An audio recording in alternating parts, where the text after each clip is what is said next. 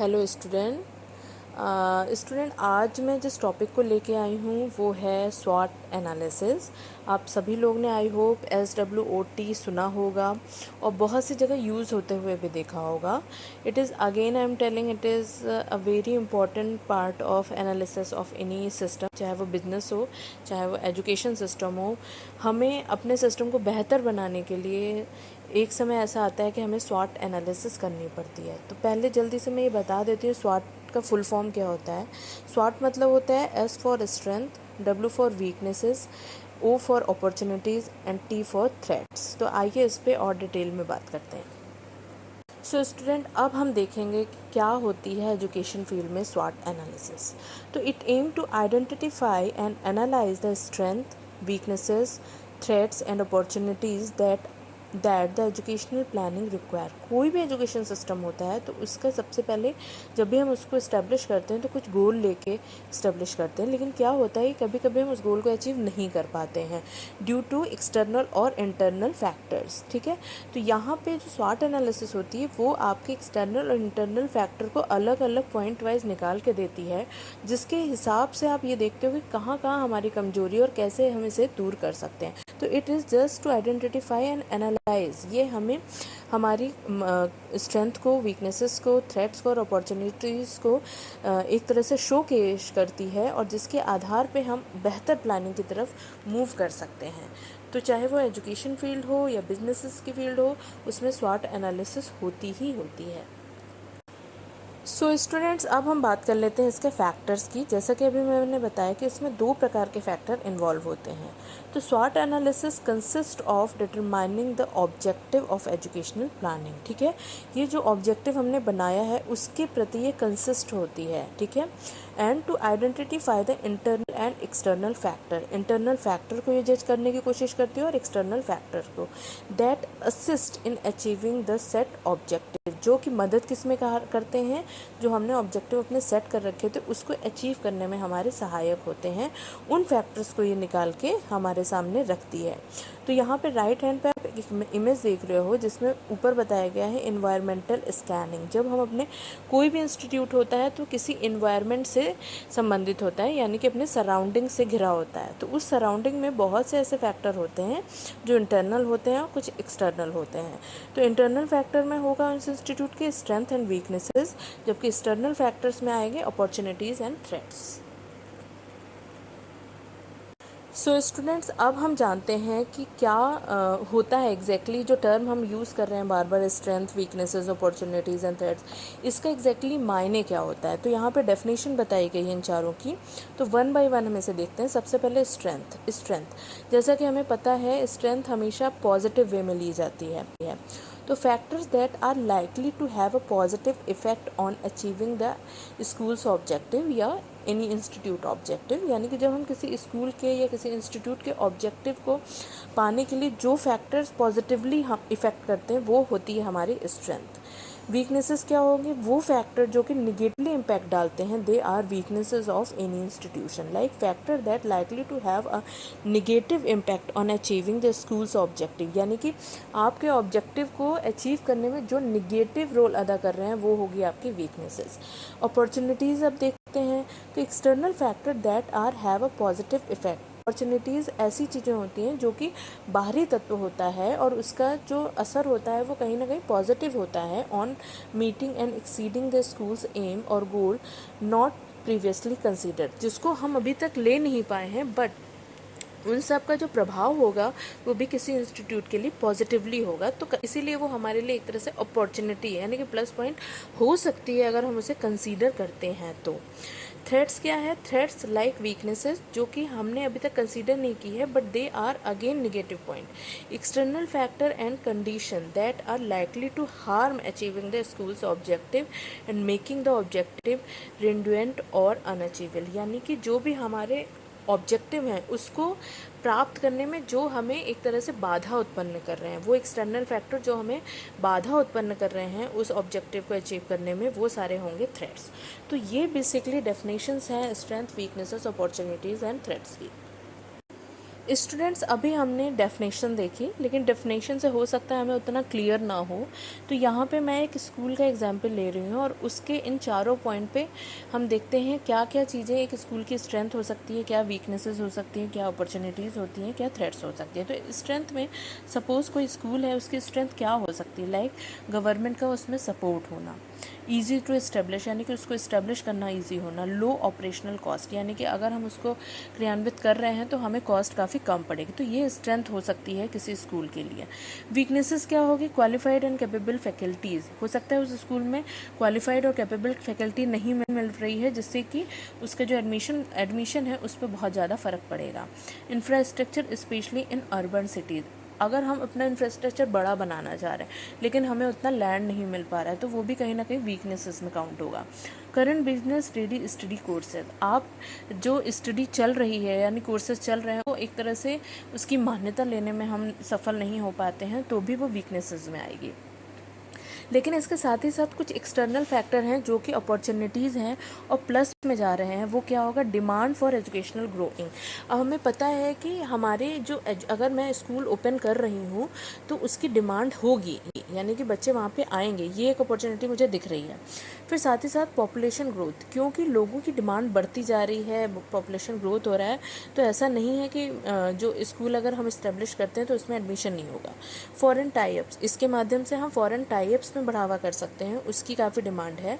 Rapidly growing technology demand knowledge, आज की date में टेक्नोलॉजी से भी यूथ हो रहा है, तो उसको एक ऐसा इंस्टीट्यूट चाहिए जहाँ पे वो अपनी रिक्वायरमेंट को फुलफ़िल कर सकते हो। ये सारी अपॉर्चुनिटीज़ हैं जो मुझे कहीं ना कहीं मोटिवेट करेंगी आगे के काम करने के लिए। लेकिन साथ ही साथ एक ऑनल फैक्टर है जो कि इन सारी चीज़ों में बाधा उत्पन्न करेगा, वो होगा थ्रेट्स, लाइक स्टूडेंट यूनियन। जो बहुत से स्टूडेंट यूनियन है वो किसी भी काम को करने में हमारे एक तरह से बाधा उत्पन्न कर सकते हैं। पॉलिटिकल इंस्टेबिलिटी, यानी कि जो आपके राजनीतिक तत्व हैं वो उस पर अपना असर डाल सकते हैं। कंपटीशन हो सकता है, जहाँ पे आप स्कूल इस्टेब्लिश कर रहे हैं वहाँ पे इतना तगड़ा कंपटीशन है कि बहुत ही दिक्कत हो सकता है। Increasing trades of abroad study, ज़्यादातर जो बच्चे हैं वो फॉरेन स्टडीज़ की तरफ भाग रहे हैं, तो कोई भी स्कूल इस्टेब्लिश करना, उसमें इतना पैसा लगाना बहुत रिस्क का चीज़ है। फिर हाई फैकल्टी टर्नओवर, यस, जो फैकल्टीज़ आ रही हैं उनका टर्नओवर काफ़ी हाई होने की वजह से भी ये दिक्कतें आ सकती हैं। तो ये जो दोनों देख रहे हैं हम, अपॉर्चुनिटीज़ एंड थ्रेट्स, ये दोनों ही एक्सटर्नल फैक्टर हैं। एक है पॉजिटिव, एक है नेगेटिव, जो हमारे ऑब्जेक्टिव को फुलफिल करने में सहायक भी हो सकता है और उसको दूर भी कर सकता है।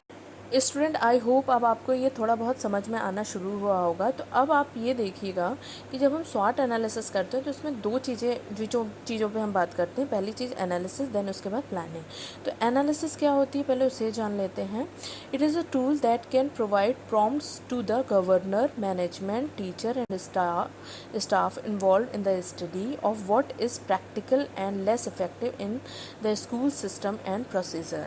यानी कि ये जो एनालिसिस होती है इसके माध्यम से हमें ऐसे संकेत मिलते हैं, चाहे वो कोई भी स्कूल का मैनेजमेंट हो, टीचर्स हो, स्टाफ हो, जो कि किसी भी सिस्टम को ठीक से रन करने में बाधा उत्पन्न कर रहा है, यानी कि उसको लेस इफेक्टिव बना रहा है, वो सारे संकेत हमें देती है ये वाली एनालिसिस। लेकिन हमें एनालिसिस तो हमें पता चलती है, वो सारे संकेत मिलते हैं, लेकिन उसके साथ साथ जब हमें संकेत मिलते हैं तो उसके आधार पे हम प्लानिंग करते हैं। प्लानिंग ऑफ व्हाट, हम प्लानिंग करते हैं फ्यूचर फाइनेंस की, कि हमें इसमें इन्वेस्ट करना है या नहीं करना है। प्लानिंग एंड मैनेजमेंट डिसीजन होता है कि स्कूल इस्टेब्लिश करना है या नहीं करना है। It can enable you to carry out a more comprehensive analysis, यानी किसी चीज़ को सिर्फ ऊपरी तौर से देखने में नहीं, उसको कॉम्प्रिहेंसिव वे में ले जाके उसके एनालिसिस करने में इसकी जो प्लानिंग होती है वो काफ़ी मददगार होती है। सो स्टूडेंट्स, अब हम बढ़ते हैं कि एग्जैक्टली हम स्वॉट एनालिसिस कैसे करते हैं। हम समझ लिए, हम लोग को एग्जैक्टली अब समझ में आ गया what is S, what is W, what is O, what is T, लेकिन हम इसे करेंगे कैसे। तो बिफोर स्टार्टिंग एनी प्लानिंग और analysis procedure you need to have a clear and smart goal और ऑब्जेक्टिव। कोई भी प्लानिंग और एनालिसिस करने से पहले आपके दिमाग में एक क्लियर और स्मार्ट गोल और ऑब्जेक्टिव होना चाहिए। What is it, that you need to achieve और सॉल्व, जिसको आप सॉल्व करना चाहते हो और प्राप्त करना चाहते हो। यानी कि एनालिसिस स्टार्ट करने से पहले हमें अपने गोल को सेट करना पड़ेगा ताकि हम उसको at the end of analysis achieve कर सकें। Ensure that all key stakeholders key stakeholders be into this objective and goal. Yes, और साथ ही साथ उस इंस्टीट्यूट से के जो स्टेक होल्डर्स हैं उनको भी इस ऑब्जेक्टिव और गोल के बारे में क्लियर कट सारी चीज़ें पता होनी चाहिए। ठीक है। One of the most effective way to conduct a स्वॉट analysis for school or within educational establishment is not to do it in isolation. आप इसको एकांत में मत करिए। किसी भी इफ़ेक्टिव एनालिसिस के लिए ज़रूरी है कि आप एक टीम को बैठाइए, उनके साथ मिलकर आप एनालिसिस। आप अकेले में करेंगे तो बहुत से पॉइंट को आप हो सकता है छोड़ दें, but with a team effort when the goal is shared then a brainstorming session can be run. जब आपने स्मार्टली और क्लियरली बनाए हुए गोल और ऑब्जेक्टिव को शेयर कर दिया टीम के साथ, then you have to start a brainstorming session. तो ये होती है स्टार्टिंग की प्रोसेस ऑफ स्वॉट एनालिसिस। सो स्टूडेंट, हमने अभी देख लिया कि हमें जब भी हम स्वॉट एनालिसिस करें तो एक टीम में करें, अकेले नहीं करें, और टीम को क्लियर होना चाहिए कि मेरा क्या ऑब्जेक्टिव है या गोल है। देन हमने सबसे पहले स्टार्ट किया और शेयर किया अपने गोल को। अब यहाँ पे हम देख रहे हैं क्या क्या एक्टिविटीज़ हम करते हैं। तो अब सबसे पहले हमने अपने गोल को शेयर किया, फिर उसके बाद डेटा कलेक्शन किया, फिर उसके बाद take a break of at least 1 hour, जिसके उसके डेटा कलेक्शन के बाद हमने 1 घंटे का लगभग एक ब्रेक लिया। फिर फिल्टर हम करते हैं, sort and analyse into 4 areas.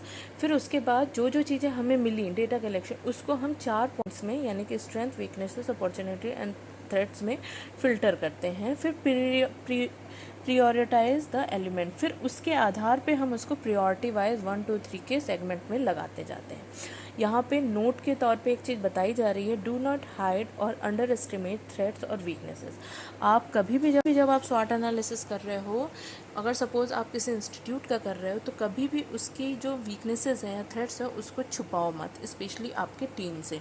Because अगर आप अपने थ्रेट्स और वीकनेसेस को छुपाओगे तो आप सही एनालिसिस की तरफ नहीं बढ़ सकते। तो जो भी टीम है उसके सामने ओवर और क्लियर इमेज होनी चाहिए। स्टूडेंट, क्लियरली समझाने के लिए मैंने यहाँ पे एक स्कूल का एग्जाम्पल लिया है और उसके स्टेप्स पे हम बात कर लेते हैं। तो यहाँ पे बताया जा रहा है steps for conducting school wide स्वॉट analysis. Suppose we are conducting a स्वॉट एनालिसिस इन स्कूल, तो हम ये सारे स्टेप्स को फॉलो करेंगे। सबसे पहले identify the goal outcomes ESLRs for your school reform. आपको अपने स्कूल के गोल्स आउटकम्स के बारे में क्लियरली पता होना चाहिए, वो चीज़ें आपको आइडेंटिफाई करके रखनी है। Create a safe and open environment so administrator, teacher, staff and student can respond candidly. तो क्या होता है, उसके बाद आपको एक ऐसा एनवायरनमेंट तैयार करना है जहाँ पे जो भी आपके स्टेक होल्डर्स हैं वो उस पर फ्री होके रिस्पॉन्स कर सकें। देन कंप्लीट अ कलेक्टिव स्वॉट analysis by involving administrators, teacher, staff, student, parents etcetera. Then उसके बाद आप एक एनालिसिस की प्रोसेस स्टार्ट करोगे जिसमें आपके सारे ही स्टेक होल्डर्स अपना अपना इन्वॉल्वमेंट देंगे।